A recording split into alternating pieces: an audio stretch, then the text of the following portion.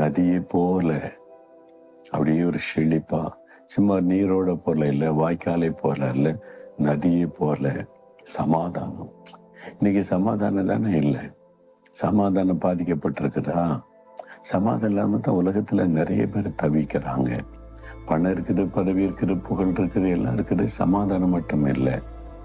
எல்லாம் இருந்த சமாதானம் இல்லாட்டா ஒன்று இல்லாத மாதிரி தான். ஒண்ணுமே இல்லாம சமாதான உள்ளத்துல இருந்தா அவங்க தான் பாக்கியவான்கள். இந்த சமாதானத்தை இயேசு கிறிஸ்து வாக்கு பண்ணுகிறார். என்றால் அவருக்கு பேரு சமாதான பிரபு. என்னுடைய சமாதானத்தை உனக்கு தருகிறேன்னு சொல்றாரு. ஆனா இந்த சமாதானம் எப்போ உள்ளத்துல வரும் தெரியுமா? ஆண்டவர் சொல்றார், நீ என் கற்பனைகளை கவனித்தாயானால் நலமாயிருக்கும், அப்பொழுது உன்னுடைய சமாதான நதியை போல இருக்கும். அப்போ தேவனுடைய கற்பனைகளை நம்ம கவனித்து வாசித்து தியானித்து அதன்படி நடப்பதற்கு ஒப்பு கொடுத்தா உள்ளத்துல சமாதான நதியை போல ஓடும். வெறும் பக்தியா இருந்தா மட்டும் போறாரு. பக்தி உங்களுடைய செயல்ல வெளிப்படணும். அது எப்படி வெளிப்படுத்துவது? வசனத்தின்படி வேதத்தை வாசிக்கணும்.